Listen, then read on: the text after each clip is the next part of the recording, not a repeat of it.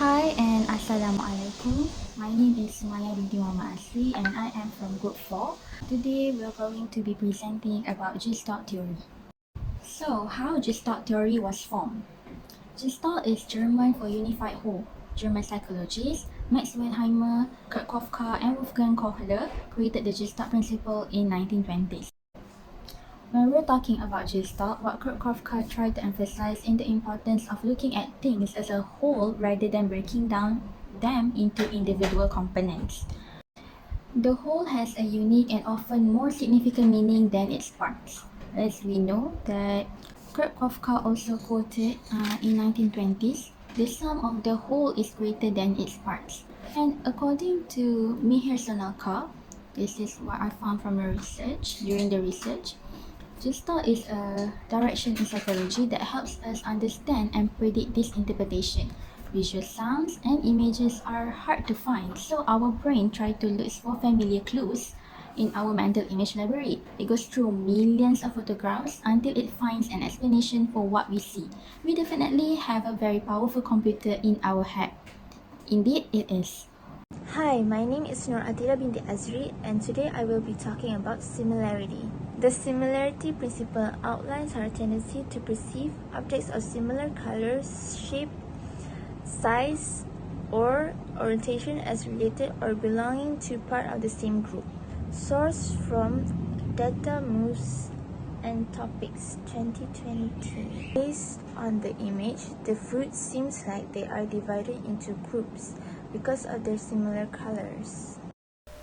Hello, I am Zikri, and today I will present about the GESTALT principle of continuity, which states that we are more likely to see continuous and smooth flowing lines rather than broken or jagged ones.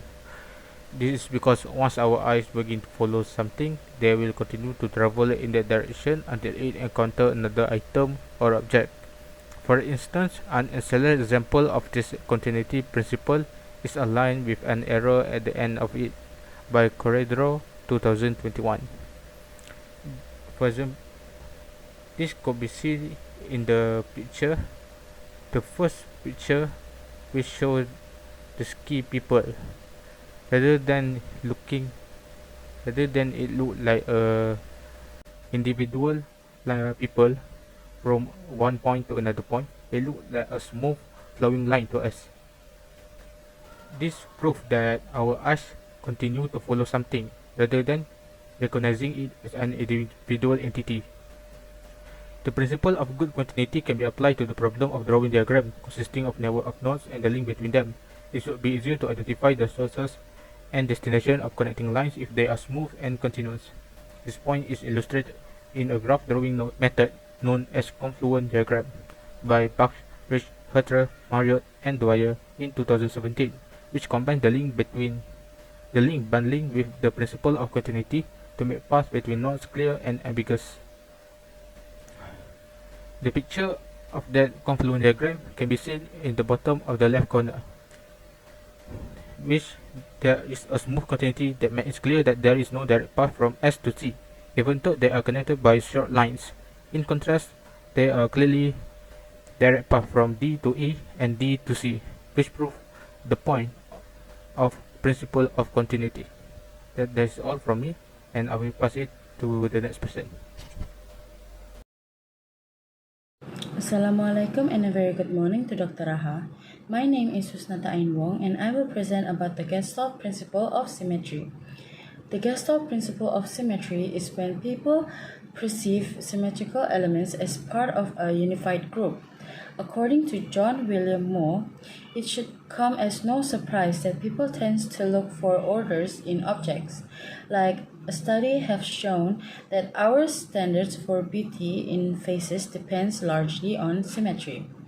That's why symmetry is so satisfying to us. It's a simple, harmonious rules that convey a sense of order and righteousness in things. That's all from me. Thank you. Moving on into isomorphic correspondence. It is simply means that we respond to meaning when we see an image such as painting or a photo. We interpret its meanings based upon our experiences and memories. As you can see, the picture that I chose is the breaking glass. If we look closer to this picture, what has come to our mind is that this breaking glass is about to break, and if we get near or closer to the breaking glass, we might get hurt, so we avoid it to go near to it. And another picture is a picture of a scenery, a sunset scenery. When we look at this picture, we try to relate in our past and our memories that this kind of places remind us of the calmness of this place. So whenever we look into these images, we feel calm. Next, my name is Franzila, so I'll present about closure. The principle of closure states that when we look at a complex arrangement of visual elements, we tend to look for a single recognizable pattern. In the other words, when you see an image that has a missing part, your brain will fill in the blank and make a complete image so you can still recognize the pattern. For example, as in this picture, the moon is crescent shape as a result of the movement of the sun around it. But we as humans know that the moon is spherical, and if seen through the point of view that is, we will see the surface of the moon, which is round, even though the sun does not radiate the entire surface on the moon to be around. Here we conclude that the moon does not need a connecting line to be around. Assalamualaikum Dr. Raha. Saya Muhammad Syafiq Asri. Pula akan bertanya tentang figure and ground. Figure and ground perception refers to the tendency of the visual system to simply sink into the main object we are looking at, and everything else that forms the background for or ground.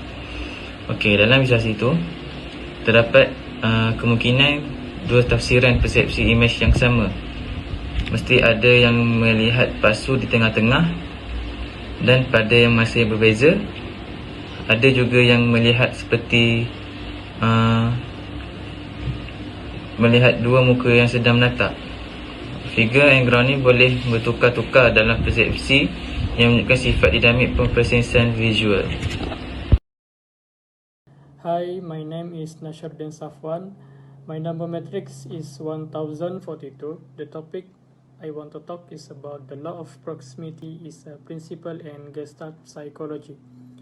It describes how humans perceive elements that are close together as more related than ones farther apart.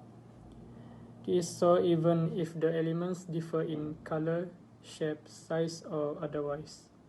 Proximity is a fundamental Gestalt principle or law. The Gestalt laws describe how humans perceive visual elements and how brain tend to group them into meaningful patterns. Moreover, these principles state how an image is more than the sum of its parts. According to Kurt Kafka, the human brains tend to automatically organize and interpret data through group. This is example picture of proximity. As we can see, this is the flock of birds as group and making the V alphabet. When several birds fly in the same direction, we normally assume that they belong to one group. Second picture is the bottle, full group of wood that make us see how group of wood become shape of the bottle. That's all from me. Thank you. In conclusion, Gestalt theory provides valuable insights into the holistic nature of perception, problem solving, and human interaction. By understanding and applying these principles, we can navigate our daily lives more effectively, whether it's in our relationship, works, or creative endeavors. In interpersonal communication, understanding Gestalt principles can improve clarity and effectiveness. For example, being aware of proximity and similarity influence perception can help in organizing information when presenting ideas or conveying messages. In problem solving, Gestalt principle can be applied to problem solving. By stepping back and looking at the bigger picture, we may find innovative solutions to challenges. The theory encourages thinking beyond the individual components and understanding the relationships and patterns within a problem.